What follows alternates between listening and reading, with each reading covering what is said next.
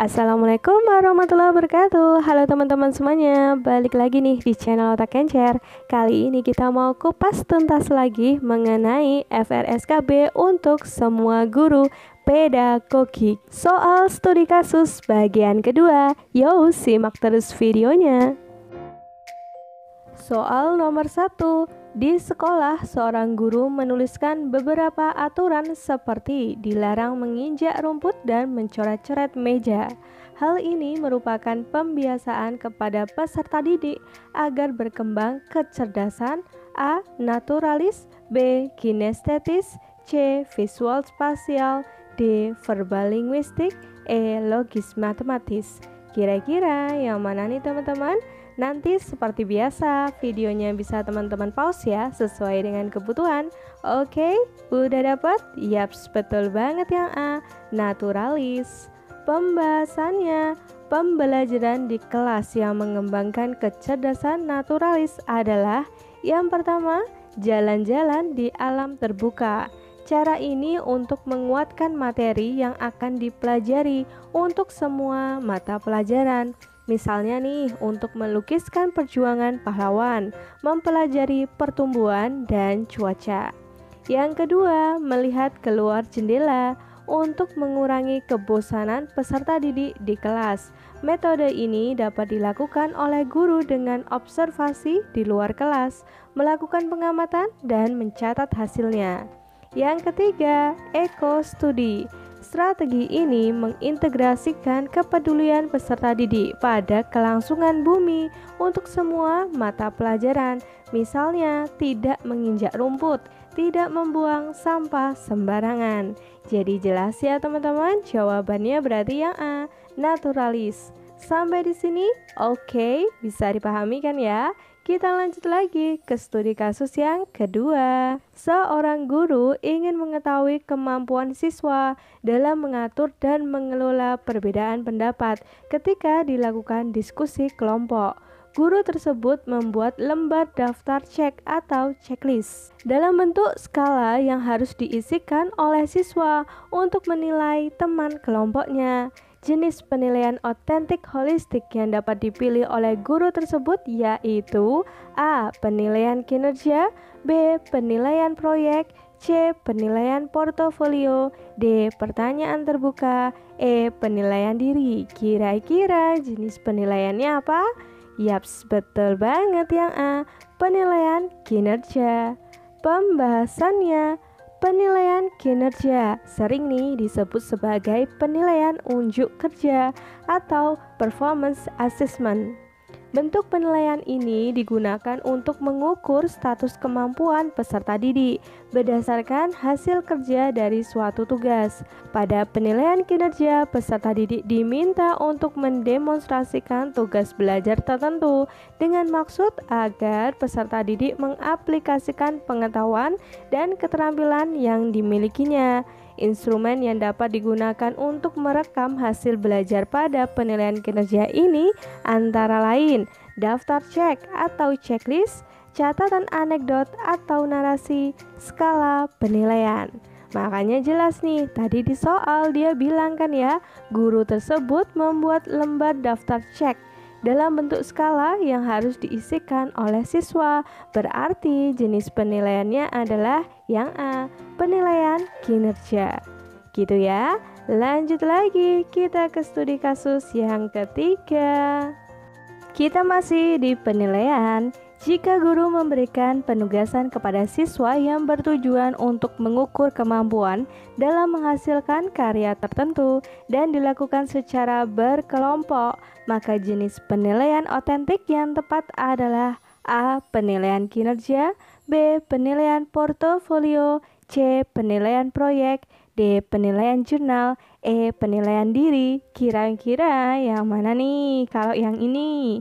Yaps, betul banget yang C, penilaian proyek. Pembahasannya, penilaian proyek adalah bentuk penilaian yang diwujudkan dalam bentuk pemberian tugas kepada peserta didik secara berkelompok. Penilaian ini difokuskan pada penilaian terhadap tugas belajar yang harus diselesaikan oleh peserta didik dalam periode atau waktu tertentu. Penilaian proyek dapat juga dikatakan sebagai penilaian berbentuk penugasan yang bertujuan untuk mengukur kemampuan peserta didik menghasilkan karya tertentu yang dilakukan secara berkelompok. Dengan menggunakan penilaian proyek, pendidik dapat memperoleh informasi berkaitan dengan kemampuan peserta didik dalam hal pengetahuan, pemahaman, aplikasi, sintesis informasi atau data, sampai dengan pemaknaan atau penyimpulan. Makanya jawaban yang paling tepat yang C ya teman-teman, penilaian proyek. Sampai di sini masih oke kan ya? Lanjut lagi, yuk kita ke studi kasus yang keempat. Berikut ini merupakan manfaat hasil penilaian formatif dalam pembelajaran IPS, kecuali A. Merancang program remedial, B. Merancang program pengayaan, C. Perbaikan proses pembelajaran, D. Mengisi nilai dalam raport, E. Merancang perbaikan pembelajaran. Hati-hati teman-teman, kecuali yaps, betul banget yang D. Mengisi nilai dalam raport. Pembahasannya, penilaian formatif. Apa sih itu? Jadi, penilaian formatif adalah aktivitas guru dan siswa yang dimaksudkan untuk memantau kemajuan belajar siswa selama proses belajar berlangsung. Penilaian ini akan memberikan umpan balik bagi penyempurnaan program pembelajaran. Tujuan penilaian formatif adalah untuk memperbaiki proses pembelajaran, bukan hanya untuk menentukan tingkat kemampuan siswa. Selain itu, penilaian formatif bertujuan untuk memperoleh informasi mengenai kekuatan dan kelemahan pembelajaran yang telah dilakukan dan menggunakan informasi tersebut untuk memperbaiki, mengubah, atau memodifikasi pembelajaran agar lebih efektif dan dapat meningkatkan kompetensi siswa. Hasil penilaian formatif ini bermanfaat nih bagi guru dan siswa. Manfaat bagi guru yaitu guru akan mengetahui sejauh mana bahan pelajaran dikuasai dan dapat memperkirakan hasil penilaian sumatif. Jika guru mengetahui tingkat keberhasilan siswa dalam menguasai materi pelajaran, maka guru dapat membuat keputusan apakah suatu materi pembelajaran perlu diulang atau tidak. Jika harus diulang, guru juga harus memikirkan strategi pembelajaran yang akan ditempuh. Makanya yang kecuali yang D ya, mengisi nilai raport. Oke ya, sampai di sini teman-teman. Bisa dipahami kan ya? Oke, kita ke studi kasus yang berikutnya. Penilaian hasil belajar dilakukan oleh pendidik, satuan pendidikan, dan pemerintah. Penilaian hasil belajar yang dilakukan oleh pendidik dan satuan pendidikan merupakan penilaian internal, sedangkan penilaian yang diselenggarakan oleh pemerintah merupakan penilaian eksternal. Berikut ini merupakan persyaratan kisi-kisi yang harus dibuat guru, kecuali, hati-hati, kecuali A. Menggunakan format yang ditentukan pihak sekolah, B. Dapat dijadikan pedoman dalam menulis soal, C. Memuat komponen materi dan kemampuan yang akan diukur, D. Materi yang hendak ditanyakan dapat dibuatkan soal, E. Mewakili materi yang telah diajarkan secara tepat dan proporsional. Kira-kira yang mana teman-teman? Support terus channel Otak Kencar ini ya. Please like, subscribe, and comment, dan nyalakan juga notifikasinya teman-teman, agar selalu update video dari kita. Kira-kira yang mana? Yaps, betul banget yang A. Menggunakan format yang ditentukan pihak sekolah. Pembahasannya, kisi-kisi adalah suatu format berupa matriks yang memuat pedoman untuk menulis soal menjadi suatu tes. Syarat dari kisi-kisi yang pertama mewakili isi kurikulum atau kemampuan yang akan diujikan. 2. Komponen-komponen rinci, jelas dan mudah dipahami. 3. Soal-soalnya dapat dibuat sesuai dengan indikator dan bentuk soal yang ditetapkan. Untuk komponen kisi-kisi sendiri apa aja? Kelompok identitas ini berisi jenis institusi, program, bidang studi, tahun pelajaran, kurikulum yang digunakan, jumlah soal, dan bentuk soal. Yang kedua, kelompok matriks. Isinya apa aja sih? Kompetensi dasar, materi, indikator soal, dan nomor urut soal. Makanya jawaban yang paling tepat kecuali ya yang A menggunakan format yang ditentukan pihak sekolah. Oke, masih semangat? Yuk kita ke studi kasus yang ke-6. Dewasa ini pembelajaran dianjurkan menggunakan blended learning, pembelajaran berbasis internet. Apabila guru IPS menggunakan aplikasi chatting untuk berkomunikasi dan berdiskusi dengan para siswa, maka teknologi informasi sudah berperan sebagai A. Alat produksi dan penyaji materi pembelajaran, B. Pendistribusi materi pembelajaran, C. Penilai pembelajaran, D. Media kolaborasi pembelajaran, E. Pelaksana pembelajaran. Yang mana nih perannya yang paling tepat? Betul banget, yang D. Media kolaborasi pembelajaran. Pembahasannya, teknologi berfungsi sebagai bahan dan alat bantu untuk pembelajaran. Dalam hal ini, teknologi dimaknai sebagai bahan pembelajaran sekaligus sebagai alat bantu untuk menguasai sebuah kompetensi berbantuan komputer.